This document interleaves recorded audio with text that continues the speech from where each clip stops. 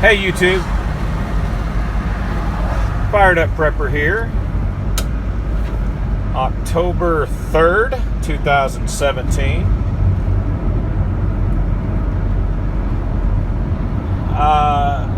I guess some lessons learned from the Las Vegas shooting. I watched a Viking Preparedness Pastor Joe Fox video and you know, some really good basic tips for that type of situation. Of course,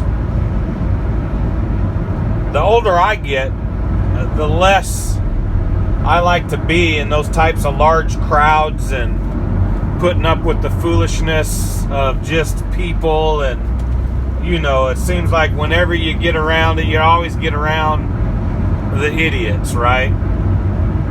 And so I went to enough events, concerts, sporting events in my days. I really don't care to do it anymore unless I'm taking a grandkid with me. But so anyway, other than staying away from crowds of people, you know, number one, we don't want terrorists to be getting a hold of us like that. I mean, we don't want them to change our way of life. But as far as remaining safe as you can, the only thing you can do is stay away. Now, if you do intend to go, then you need to be prepared. And you know, everybody nowadays, I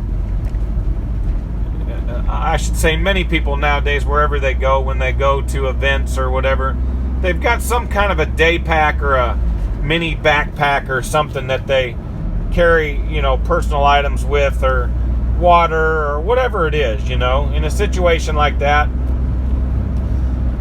you know, one of the good things to do is have some type of a medical kit. You know, even if it's a tourniquet and you know how to use it, whatever, you know, something like that in an emergency situation. Also, if possible, you really don't want to go anywhere unarmed, legally, and illegal if you have to. I mean, that's a decision you need to make. But now in that situation, and being armed wouldn't have helped you, and it might have hurt you. You know, if you decided to turn around and start shooting up at the window, and the person would target you and shoot you dead, more than likely your handgun ain't going to help you in that situation. But many people did not flee for their lives. They stayed and helped people that were wounded, trying to assist them in any way they could to keep their lives or stop their bleeding. One of the things that has come to the forefront is directions that were being given by either security personnel or enforcement personnel on the property. Was they were telling people to get down and stay put, when that's really not the best action to take. Especially when you watch these videos, there was time frames when the shooter was reloading or had jammed, most likely reloading, that would be the best time to get up and run and flee. And when you're being told to, you know, get down and lay down and do whatever, you're just an open target. I mean, you know, the hardest target to hit is a moving target. So even if they're shooting and you're running, you got a better chance. So,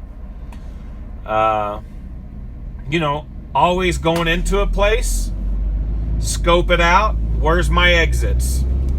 How do I get out of here if something goes down? You know, how do I stay alive in this situation? But you know, of course, Pastor Joe's real big on come out of her, my people, which is just get out of the cities and move to the country and whatever. But if you're not going to do that, if you're not going to get into the country and stay away from higher populations and, you know, things like that, then you need to be prepared and know every situation that you're going into. You know, what's going to be your plan if something goes down? So let's see, was there any other tips? Medical, a moving target is harder to hit than a stationary target.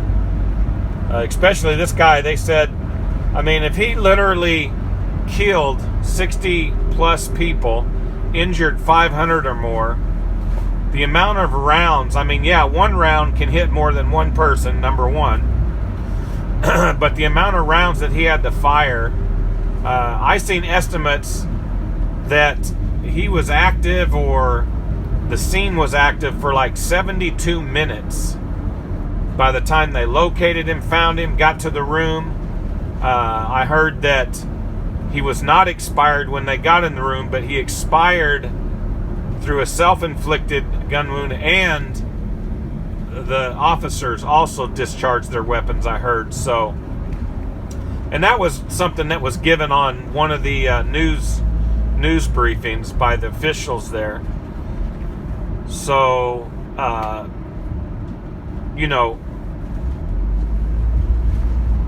fleeing or not fleeing, staying behind to help people, whatever, that's a personal choice. But if you're just trying to save your life or your child's life that you have with you, then yeah, you want to flee with that child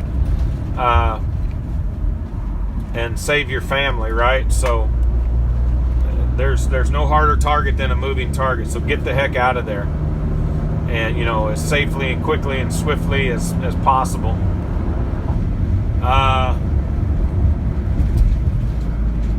As far as supplies, I mean, yeah, you don't carry around even if the only thing that you put in your bag was a tourniquet and some gauze or whatever, then that would help somebody.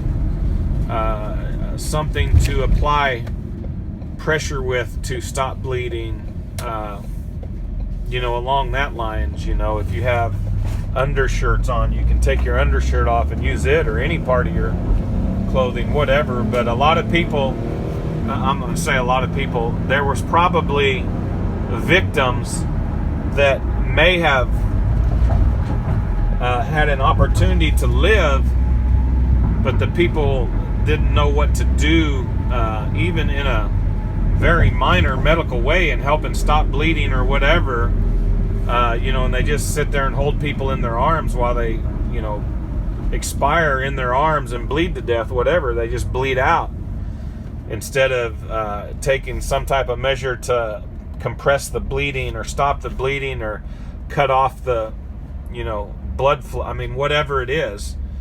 So, once again, that's fleeing or not fleeing. But if you don't flee and you're helping people, hopefully you've got a little bit of training to help people. There was one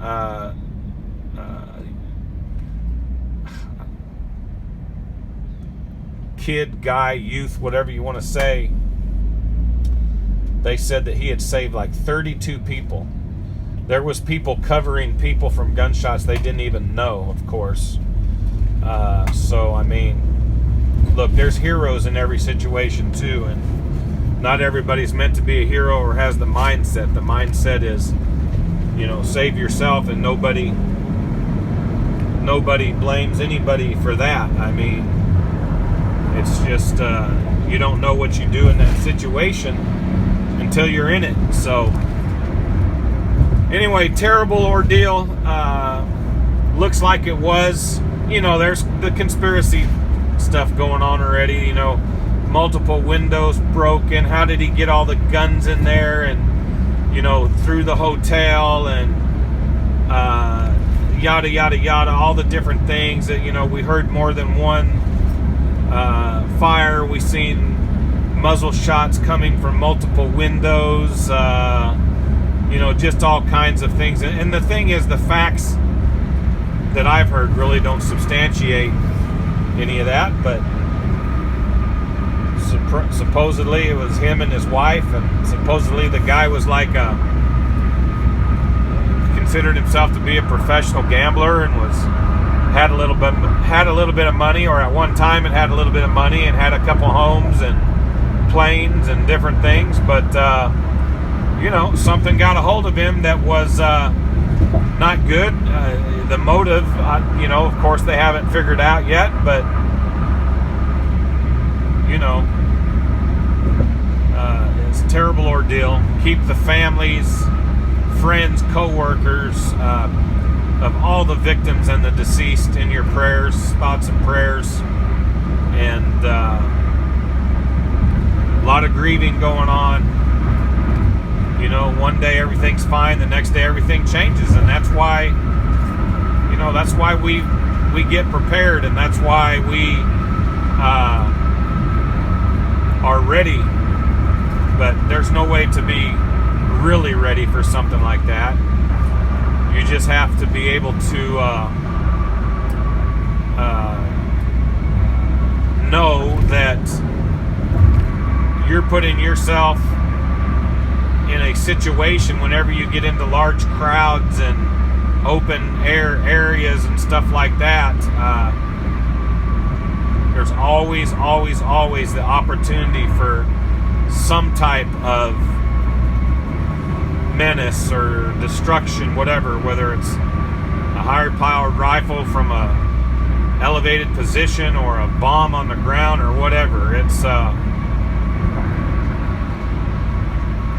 you know, this ain't your mama and daddy's 1950s life we're living anymore. It's pretty rough out there, so stay safe, keep your head up, stay prepared, get what you need to prepare. Here's the thing that Pastor Joe said that really got me, was that what you think you need to get to keep you safe or to prepare you, get it. Quit putting it off. If you need a handgun, get a handgun. If you need a rifle, get a rifle. If you need medical supplies, get medical supplies. If you need food, water, portable shelter, whatever it is, get it. If you need land, get it. Quit putting it off and thinking about it. Knock that stuff off the list. And people will say, oh, I ain't got money for all that. No, you don't. But do one thing at a time. Quit making excuses for not being prepared. You know, an extra jug of water, an extra case of water, a couple cans of food every time you go to the store, whatever it is. Don't make excuses for not being prepared. Okay? I mean, it's just ridiculous. People spend more money on fast food, Cokes, and coffee, and, you know, just stuff that are making them fat, sick, and unhealthy than they do on being prepared. So don't make excuses, because, you know, your actions don't validate your excuses. Just get out there and get prepared. Anyway, we'll see you on the next video. Stay fired up.